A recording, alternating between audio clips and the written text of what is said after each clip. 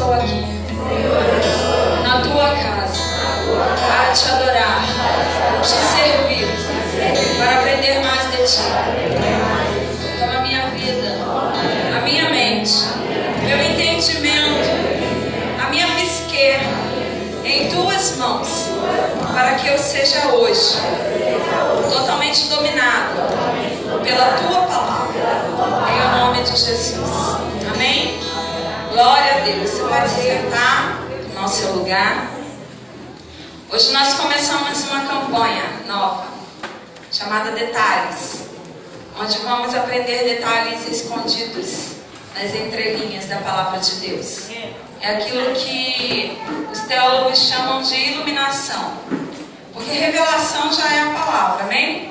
Você já tem a revelação nas suas mãos. A palavra revelada é a Bíblia Sagrada, são as Escrituras. Essa é a revelação da palavra. Mas o que está nas entrelinhas precisa passar por um processo que é obra do Espírito Santo, chamado iluminação. Então, vire para o seu irmão e diga: você está aprendendo mais hoje. Então, como se chama o que está nas entrelinhas, para que possamos entender? Iluminação. Então, hoje nós vamos falar, recitar um texto que você talvez já conheça de cor.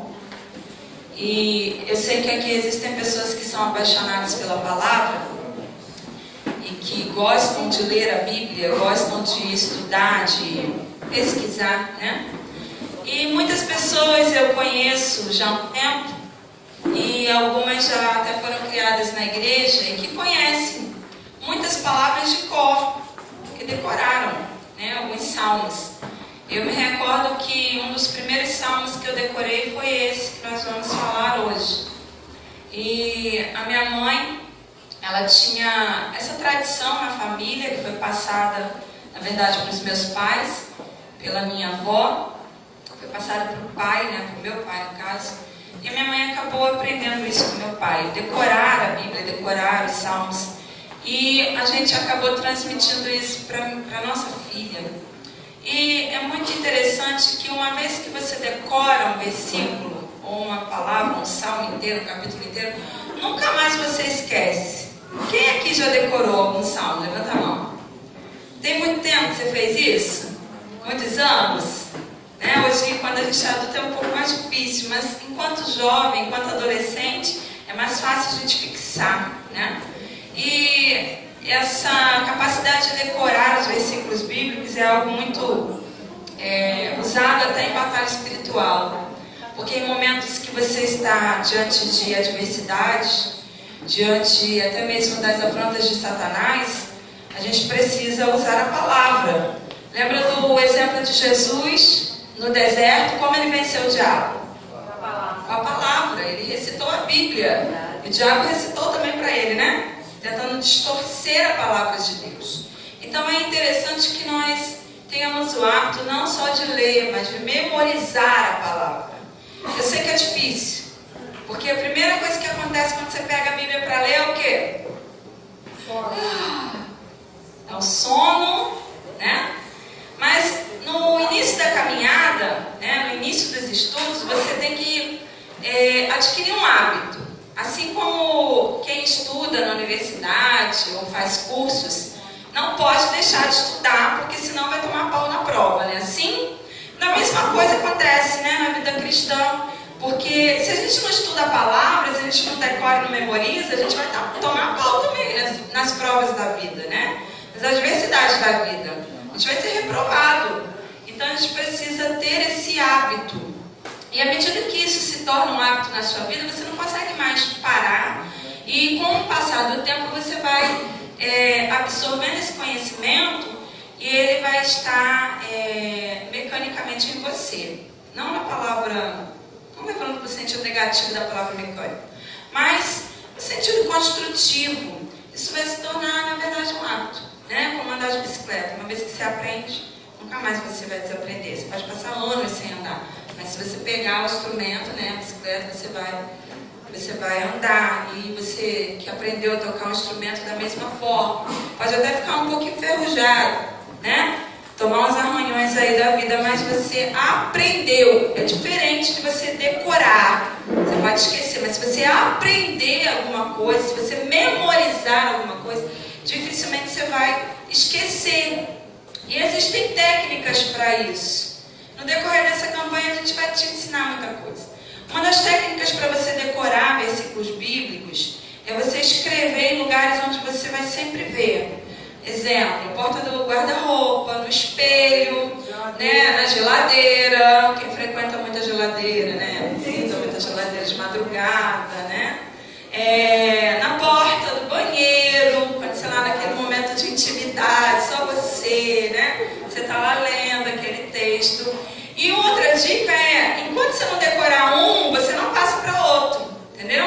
Então você vai decorando aquele ali. Quando você perceber que você decorou as palavras e a referência, o livro, o capítulo, o versículo, você muda para outro. Quem gostou da dica? Quem vai praticar? Amém. Então é muito interessante a gente trabalhar essa questão, porque o nosso cérebro ele acaba ficando um pouco preguiçoso. Quem não gosta de ler? Vamos ser sinceros. Muita gente que ficou tímida também não levantou a mão, eu sei que não gosta de ler. Porque a leitura, ela tem que se tornar um hábito. E ela só se torna um hábito à medida que você exercita.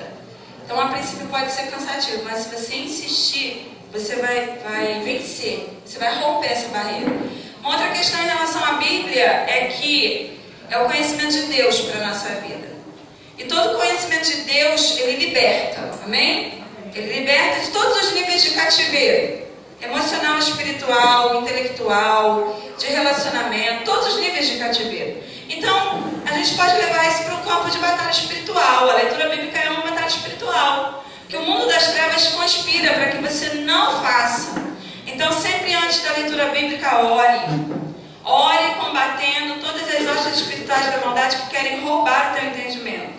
Existem momentos de estudo bíblico que a nossa mente parece que vai embora, né? Aqui você pode estar talvez entrando aí num conflito como esse agora, nesse exato momento. Tua mente está lá na sua casa, pensando nas contas, pensando no trabalho de amanhã, pensando nas coisas que você fez hoje, do que você falou, do que você ouviu, do que você viu. Então é um exercício que nós precisamos às vezes até esmurrar a nossa carne e dizer, não posso pensar nisso agora. Agora eu tenho que condicionar minha mente a aprender mais de Deus e a prestar atenção no que está sendo ensinado, né? Então a gente precisa estar sempre combatendo todas essas interferências na nossa mente, para que então a gente possa absorver a palavra. Amém, queridos? Eu quero que você abra comigo a sua Bíblia no Salmo 23.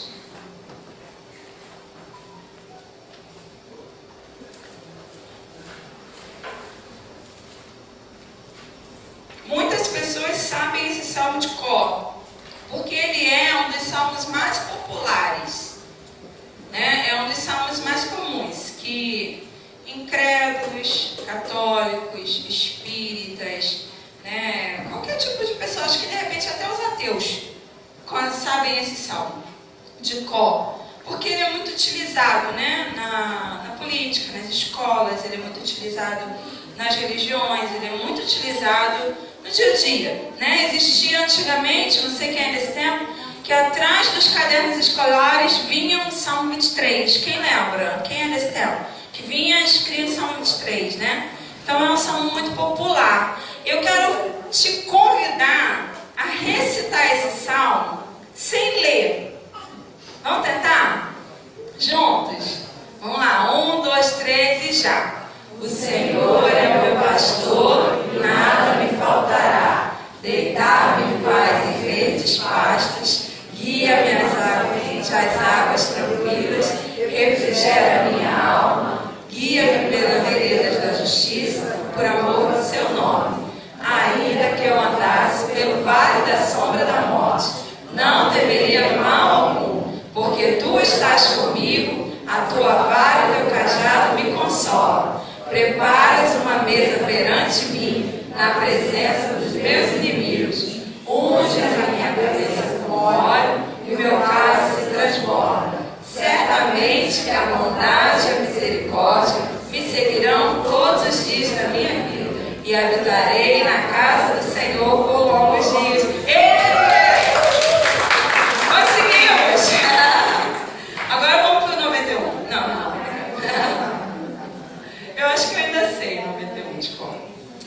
Então, assim, é um salmo muito popular. Talvez você fale assim, nossa, tem tanto tempo que eu não recito esse salmo, mas eu lembrei, né?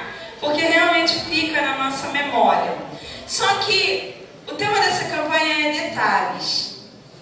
E hoje nós vamos começar, dando um pontapé inicial, começar a descobrir os detalhes que estão por trás das linhas desse texto. Esse texto é riquíssimo em muitas promessas, muitas bênçãos de livramento, bênçãos de proteção, bênçãos de provisão. E Deus se revela nesse texto, o nome de Deus aparece 7 vezes nesse texto. É incrível. E fazendo o estudo hoje do original desse texto, né, buscando a história, em que circunstâncias ele foi escrito, porque na verdade ele é uma canção, ele é um louvor de Davi. E ele foi escrito numa circunstância de muita adversidade, uma circunstância de muita aflição, de muita solidão. E Davi, ele teve essa experiência com Deus e ele consegue passar para essa canção aquilo que realmente ele estava vivendo, aquilo que ele realmente estava sentindo na pele. Isso é incrível, porque acho que as canções mais inspiradas e que mais tocam o nosso coração são essas. Diferente de canções que você vê que são feitas para vender CD, que parece que não toca nada, mas quando você ouve uma canção que foi escrita, que tem uma história, que foi escrita numa circunstância de uma situação verídica, né? Real, é a alma da pessoa ali exposta naquela canção, arrepia, né? Arrepia todos os fios do cabelo, você sente a presença de Deus. E os salmos, eles são essas expressões de louvor por experiências vividas. E a gente vai descobrir muita coisa nesse salmo. Eu já tinha feito um estudo há um tempo atrás, mas hoje eu fui buscar o original. E quando eu estava vindo para cá falando com a minha filha, poxa, a tradução em português da Bíblia, às vezes ela comete alguns erros que dão ao texto um outro sentido. E aí você buscando o original, lá no hebraico, você vai ver o verdadeiro sentido do texto, que é muito diferente. Quando a gente vai aprofundando o conhecimento, eu vou ler para vocês aqui esse salmo no original. Você vai ver que algumas coisas se assemelham, mas outras são um pouco diferentes, tá? Mas eu quero começar com você falando das circunstâncias pela qual esse salmo foi escrito. Que situação o Davi, né, o rei Davi, que ele ainda não era um rei que tinha sido colocado no trono, né, quando ele escreve esse texto, ele era um rei sem palácio.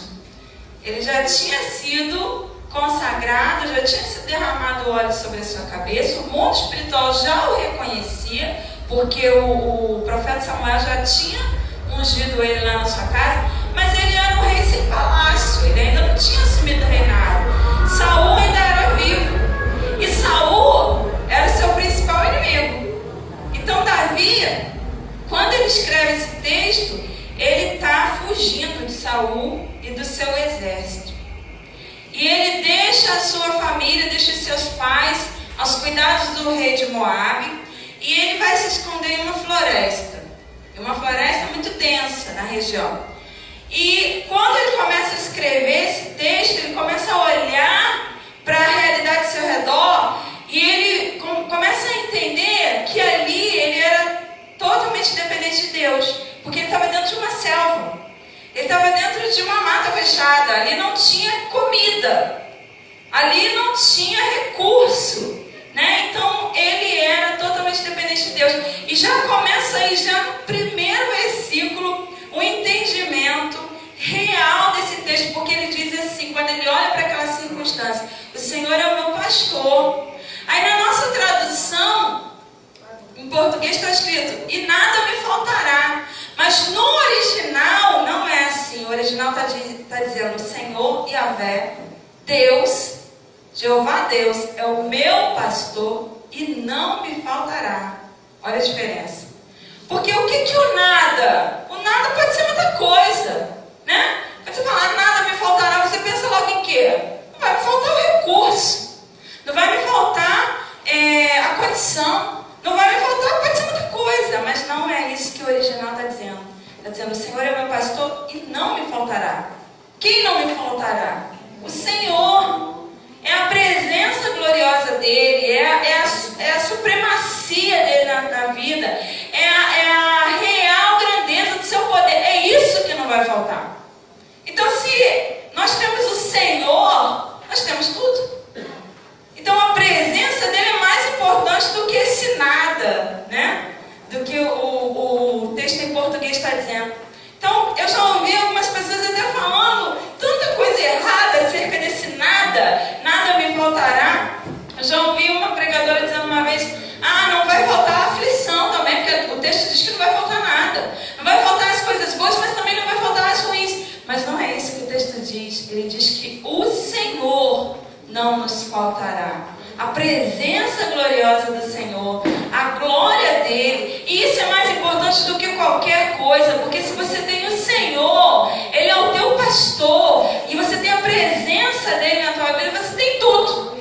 Você não precisa de mais nada, né? Então, a realidade do texto já começa assim, já ampliando a nossa visão acerca de que a presença de Deus na sua vida é o máximo, amém? A presença de Deus na vida de Davi, naquela circunstância. Então ele reconhece Deus como pastor e ele diz, e não me falta a sua presença, o Senhor não me faltará. E outro detalhe importante é que no original, o mesmo verbo que é usado para pastor, também é usado para pastagens.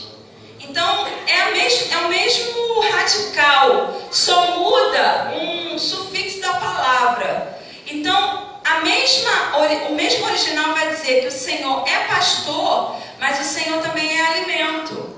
Ele olha ao redor e ele vê muitas árvores, muitas vegetações, e ali ele consegue entender que o Senhor é a presença que guia, que é o pastor que orienta, é o pastor que guia, é o pastor que está direcionando a ovelha. Então o Senhor é a presença que guia e o Senhor também é o alimento, o Senhor também é a provisão, o Senhor também é o que vai suprir as necessidades. Por isso que o primeiro nome de Deus que aparece aí, já no primeiras palavras do versículo 1 é Jeová Roi, que é o Senhor é o meu pastor. E o segundo é Jeová Jireh, que é o Deus da provisão.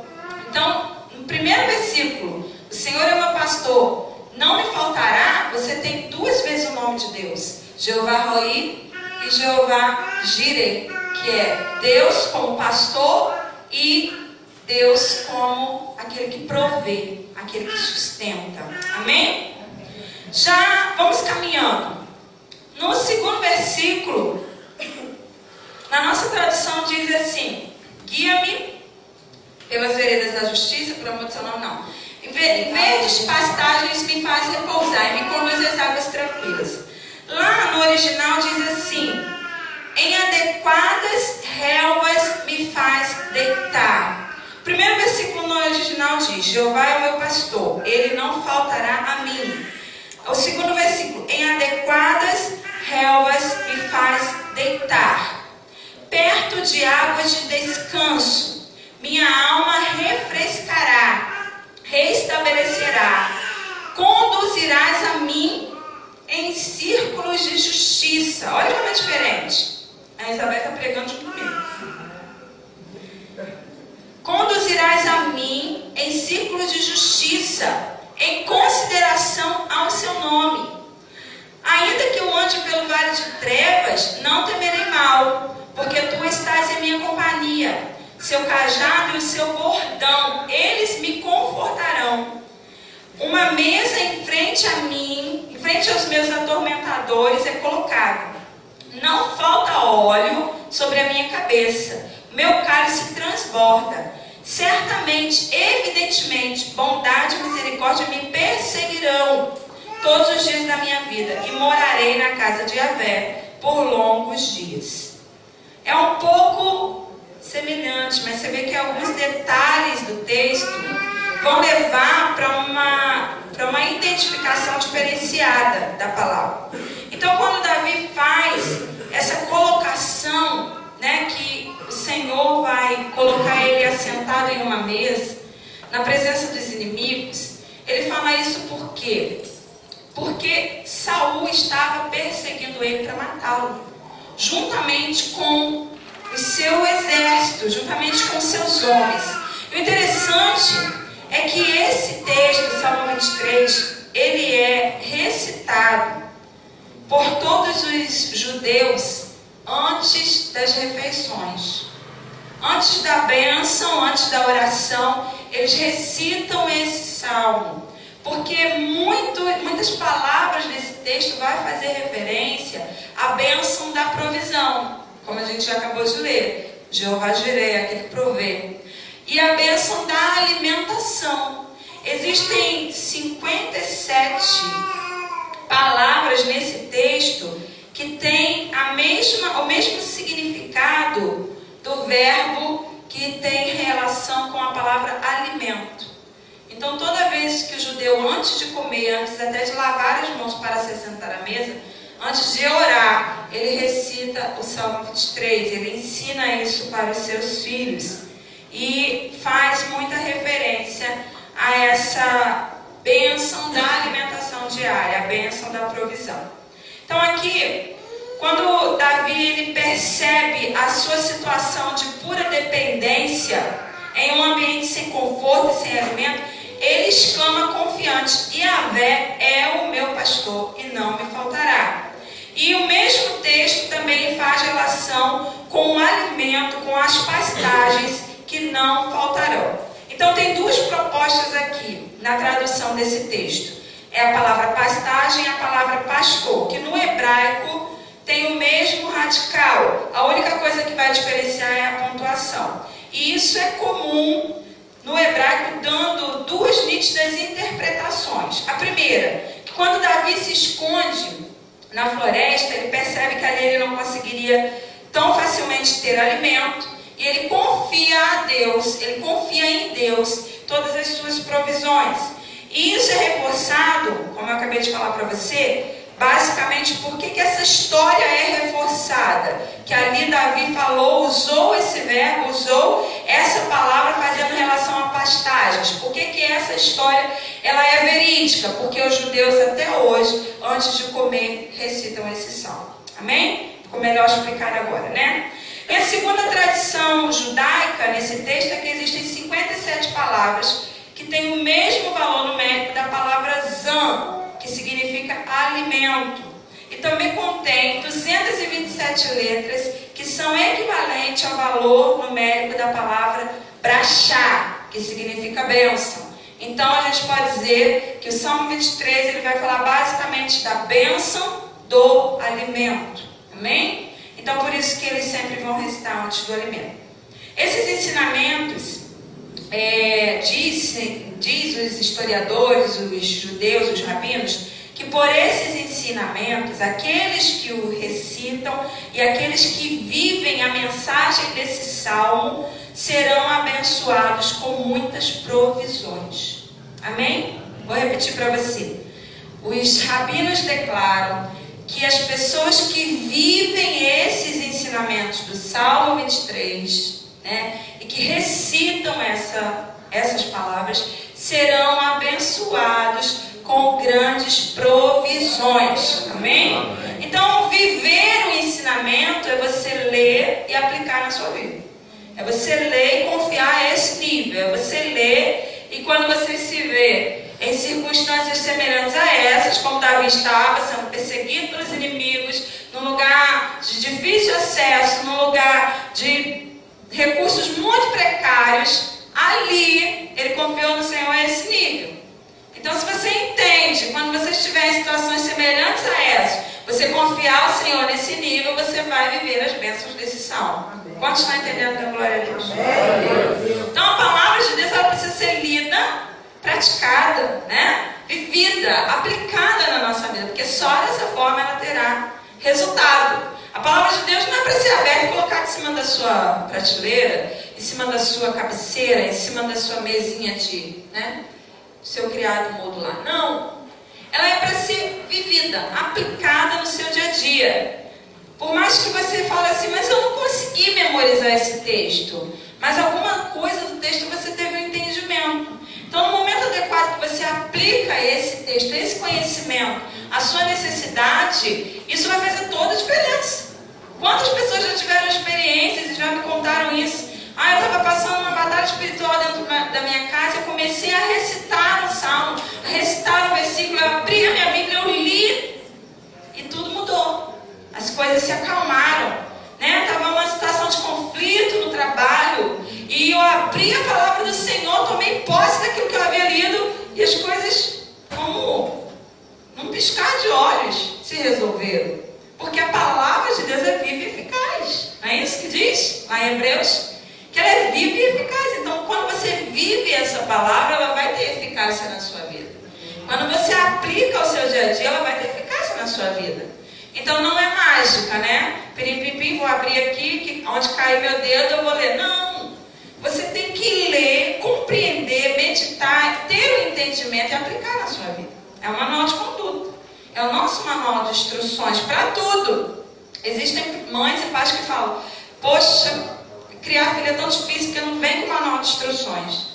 Mas vem a Bíblia aqui, ó. A Bíblia é manual de instruções para a criação de filhos. A Bíblia é manual de instruções para casamentos bem-sucedidos. A Bíblia é manual de instruções para a estrutura familiar. A Bíblia é manual de instruções até para você aprender a gastar o seu dinheiro, saber? Administrar os seus bens. A Bíblia é manual de instruções na sua caminhada, na sua conduta, para se relacionar, para fazer amizades, né? Na conquista de um namorado, de um marido, né? De uma esposa. É um manual de instruções, sim. Porque a Bíblia orienta acerca de tudo. A fugir da prostituição, a não andar com pessoas que vão fazer com que seus valores sejam corrompidos. Olha, te ajudando aí a fazer amizade, a escolher as suas amizades. A Bíblia vai te orientar, sim, no seu casamento, a você não se unir com um jugo desigual, para que você não tenha conflitos, né, de ordem religiosa, de ordem espiritual, de ordem financeira, porque o jugo aqui não é só religião, é tudo. Então a Bíblia é manual de conduta para tudo. A Bíblia é manual de instruções para a vida. Amém? Amém. Então a gente precisa ler e aplicá-la no nosso dia a dia. Vamos continuar. Davi, ele declara que confia na permanente presença do seu pastor nesse momento de tribulação. E ele descansa nessa segurança. A exemplo da tradução, o Senhor é meu pastor e não me faltará. Mas a nossa tradução diz que nada nos faltará. Então vamos entender por que traduziram para nada. Porque esse não faltará, a palavra hebraica de não é ló. Então o texto está dizendo, Senhor é meu pastor e não faltará. Mas aí não existia uma tradução em português, então colocaram nada. Mas significa significa não. Então quem não falta aí não são as coisas. Quem não falta aí nesse texto é o Senhor. O Senhor é quem não falta na vida de Davi. E é o Senhor que não faltará na sua vida.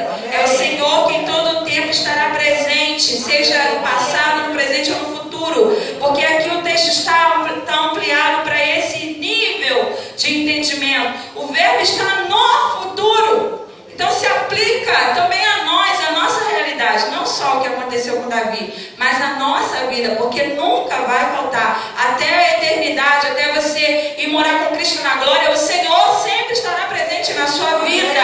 Amém?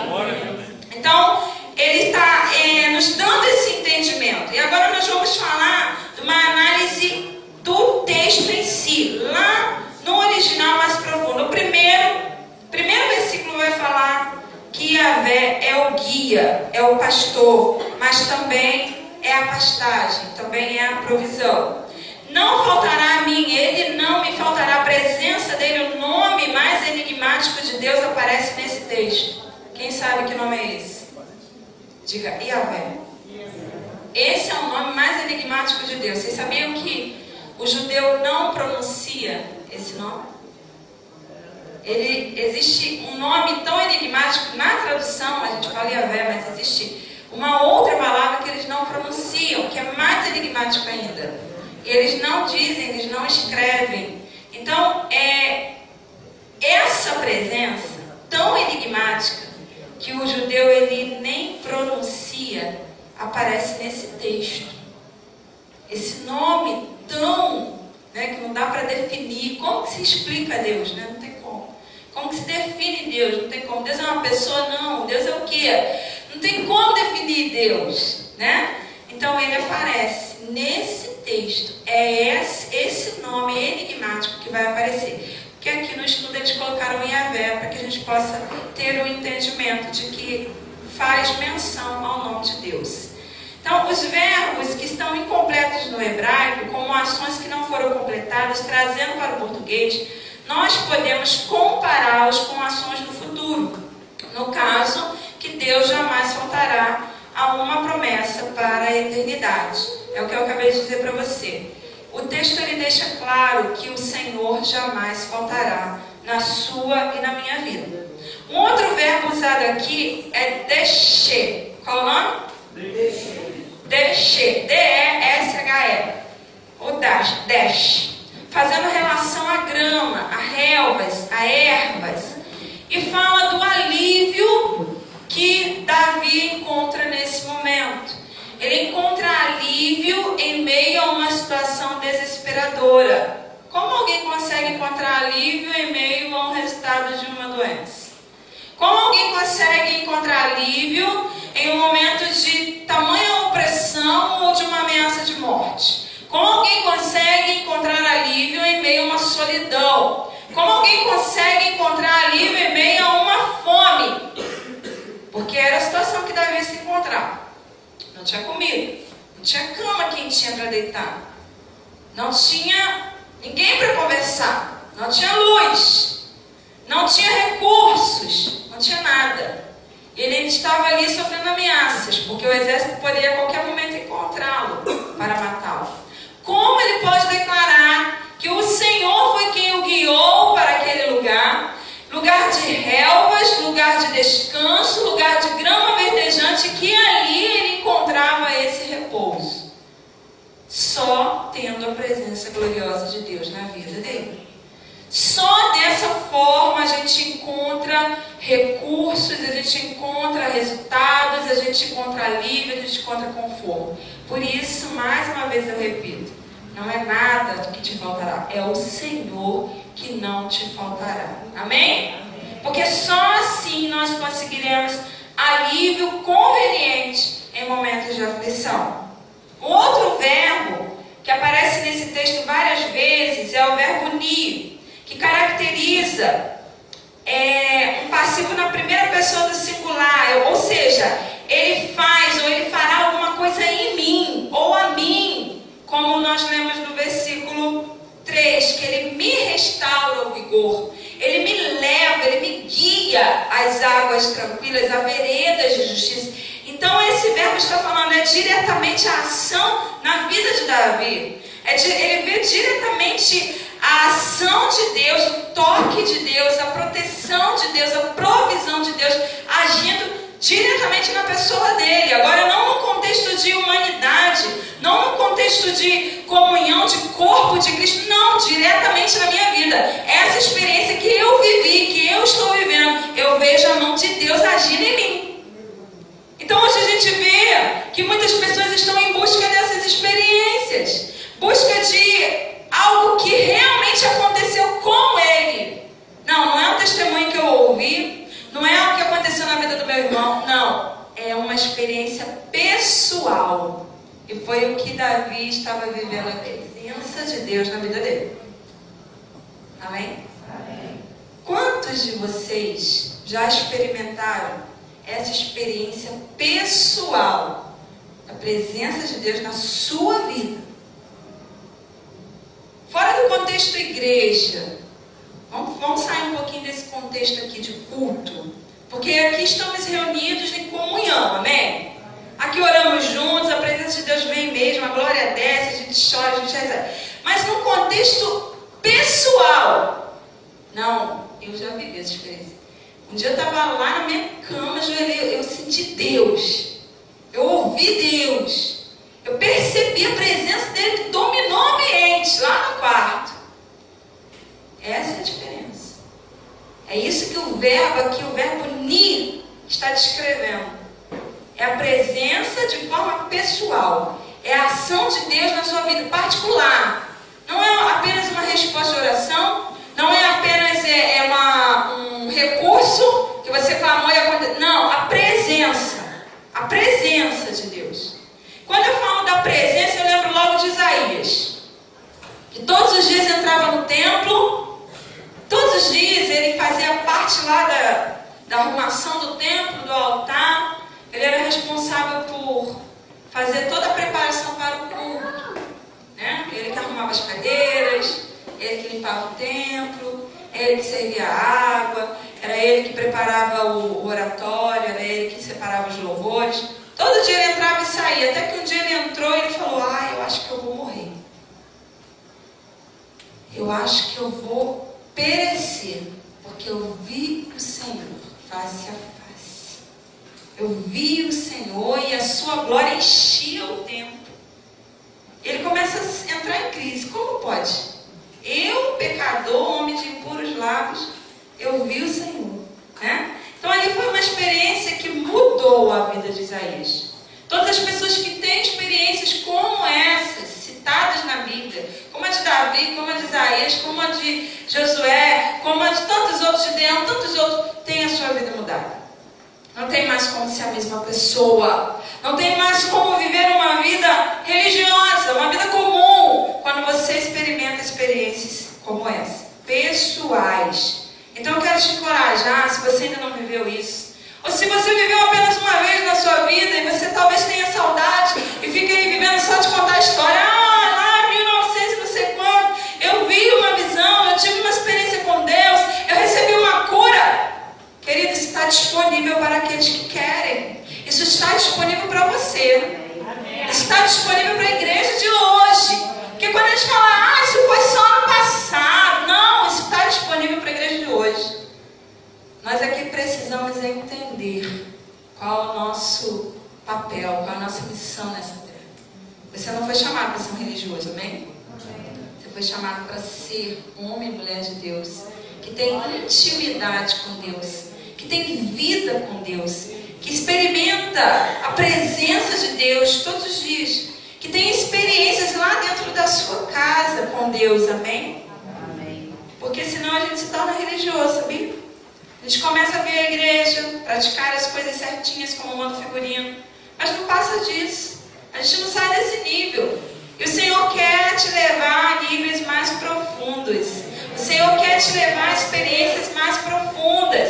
E quando eu falo sobre isso, eu falo basicamente da palavra. Porque se você estuda a palavra, compreende a palavra, vive a palavra, não tem mais como você ser uma pessoa que oscila na fé, que oscila na sua comunhão, que oscila nas suas decisões. Não, você vai ser uma pessoa plena.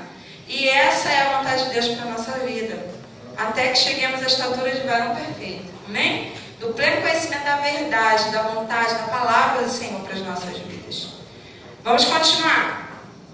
Então aqui fala desse verbo que novamente vai aparecer na primeira pessoa, fazendo alusão a uma experiência pessoal, e que ele fala que o Senhor o faz deitar em relvas verdejantes, perto ou sobre as águas de repouso, em uma situação de desespero. Quando alguém está em desespero, o que essa pessoa mais precisa é de um alívio. Quando essa pessoa está em angústia, medo, aflição, ou até mesmo escassez, o que mais essa pessoa precisa é de uma resposta. O que mais essa pessoa precisa é o que Davi declara aqui, é ser conduzido a águas tranquilas. Às vezes você está vivendo uma turbulência e o Senhor tem águas tranquilas para você, mas você precisa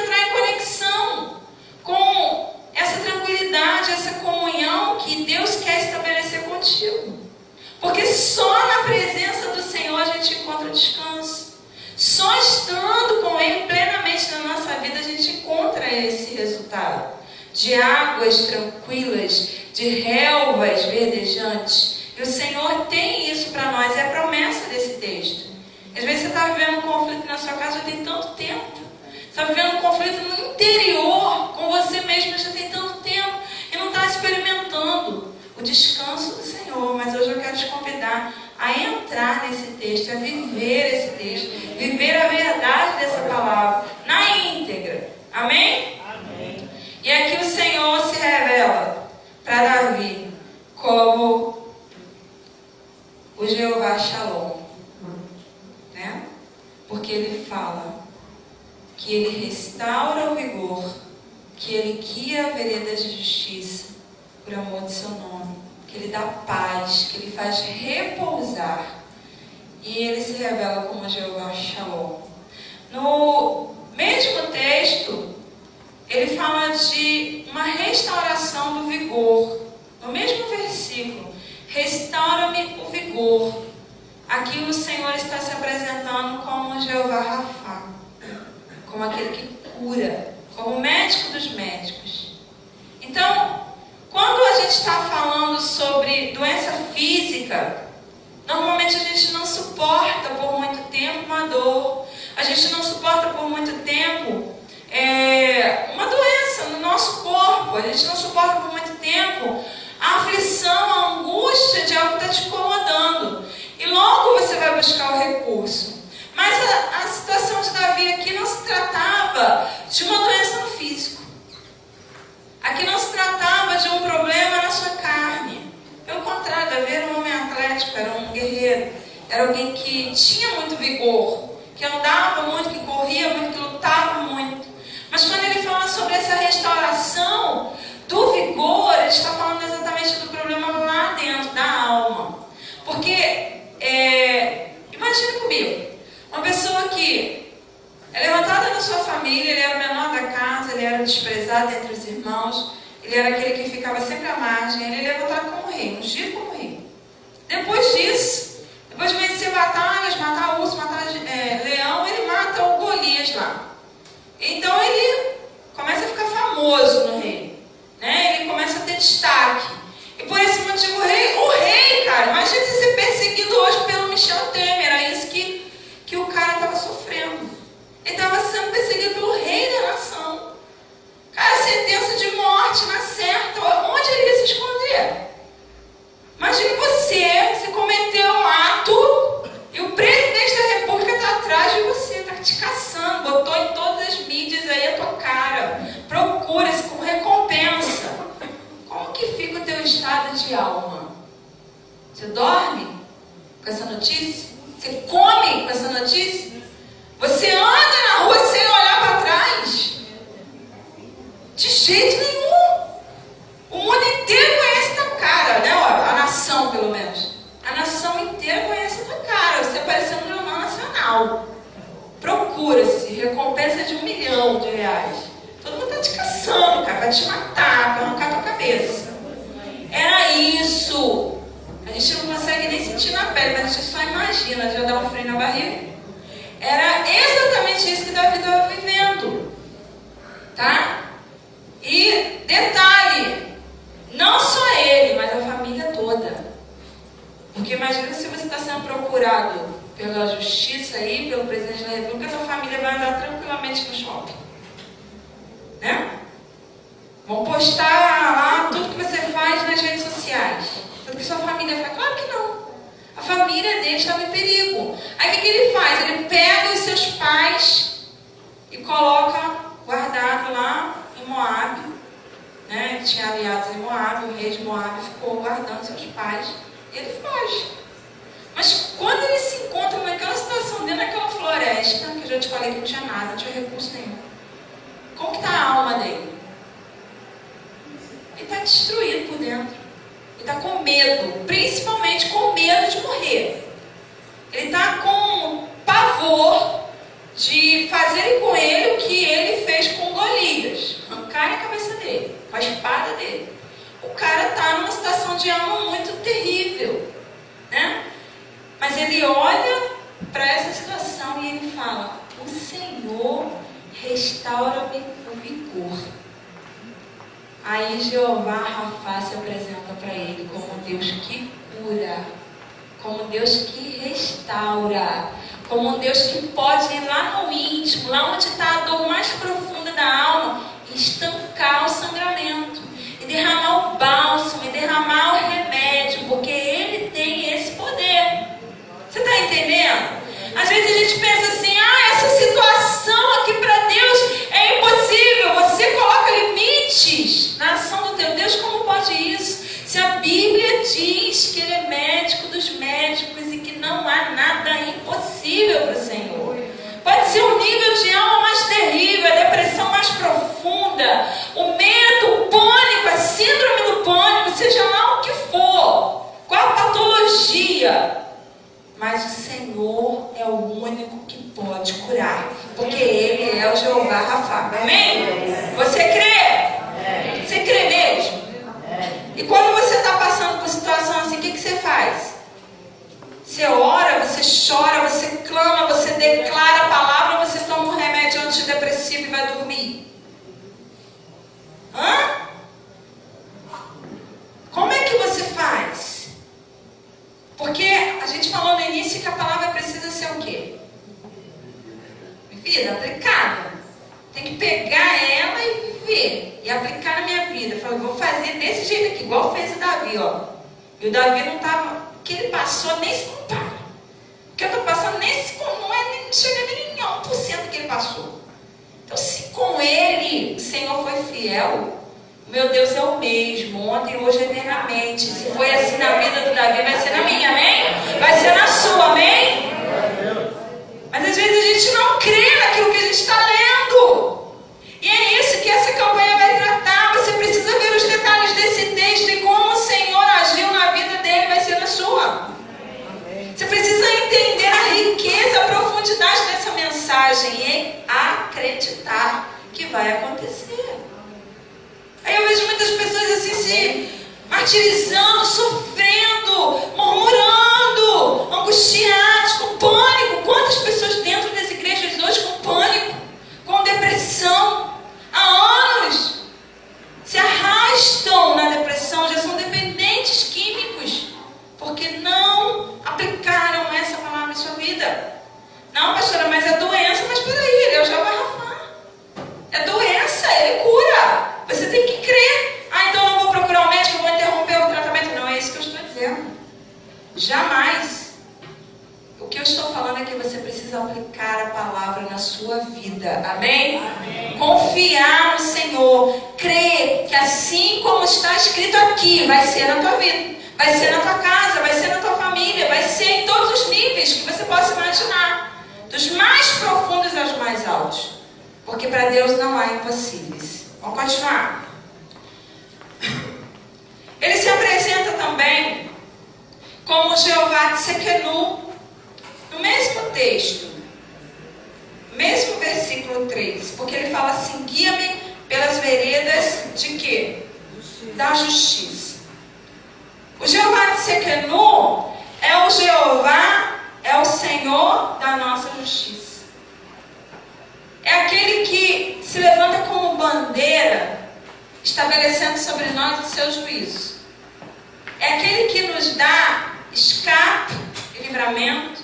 É aquele que nos trata com justiça. É aquele de quem a Bíblia fala que quem está nele é justo. Quem está nele, a sua oração é ouvida. Quem está nele não precisa se vingar. Quem está nele não precisa ficar se justificando, porque é o Senhor quem nos justifica. Amém? Então Ele é o nosso Jeová Tsidkenu. Ele é a nossa justiça.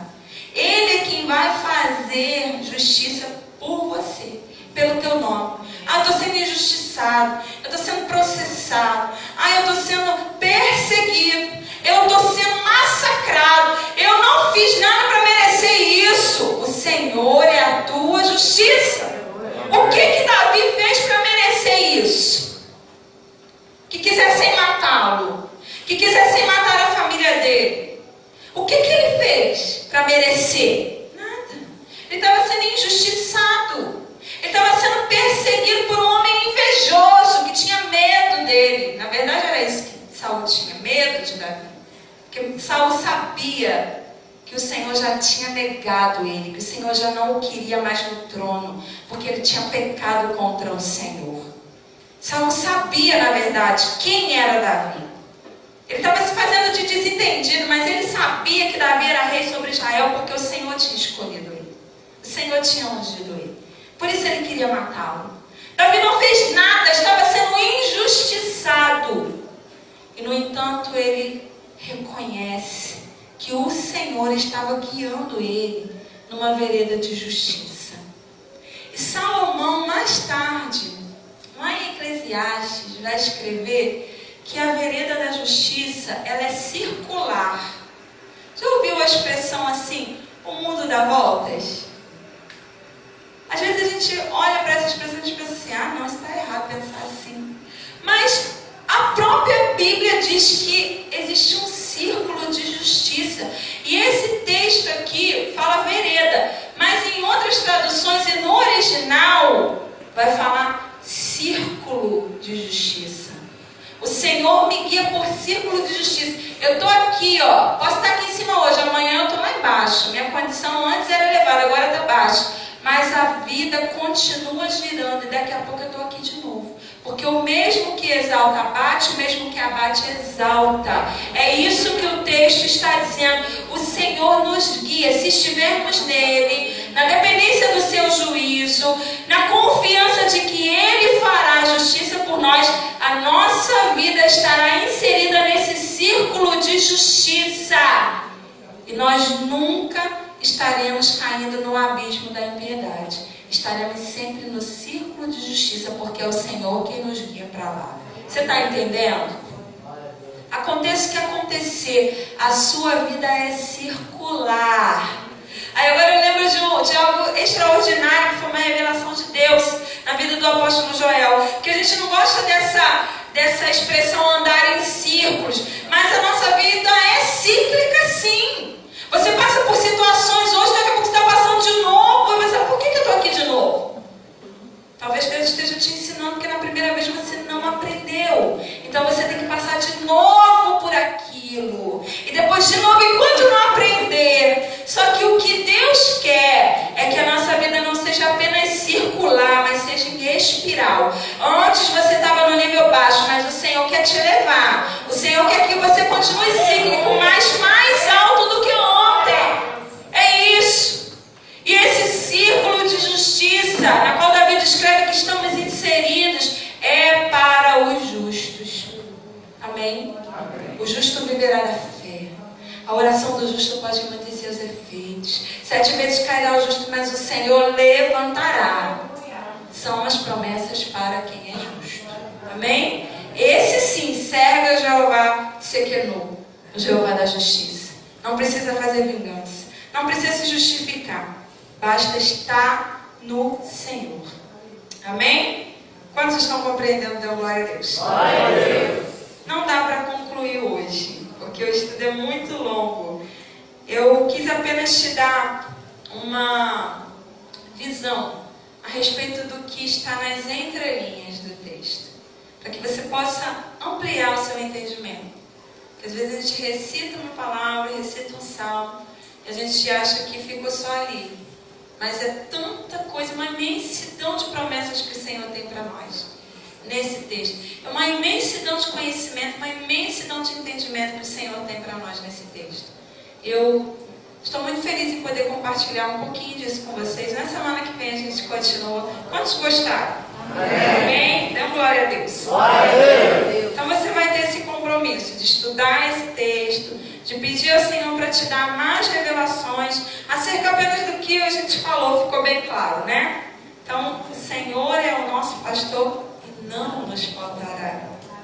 Amém? É a presença dele que não pode faltar. É a glória dele que nunca vai faltar na sua vida. É a realidade da vida de Deus em você, na sua pessoa. É a ação de Deus no eu. É a ação de Deus no homem, a ação de Deus na íntegra, experiências que você vive. Se não viveu, querido, vai buscar. Se você já viveu um dia, mas está com saudade, se aprofunda nessa experiência, nessa palavra, busque mais de Deus, porque dessa forma o Senhor se revelará a você a cada dia. Amém? Eu gostaria de te convidar nesse momento a separar a sua oferta,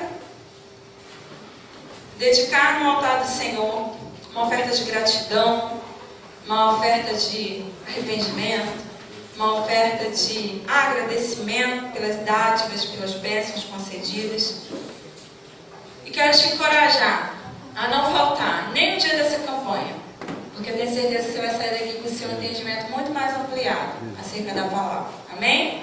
Então nós só falamos sobre 3 nomes de Deus que aparecem nesse texto. Quais são? Jeová Roi, que é o Senhor é o meu pastor.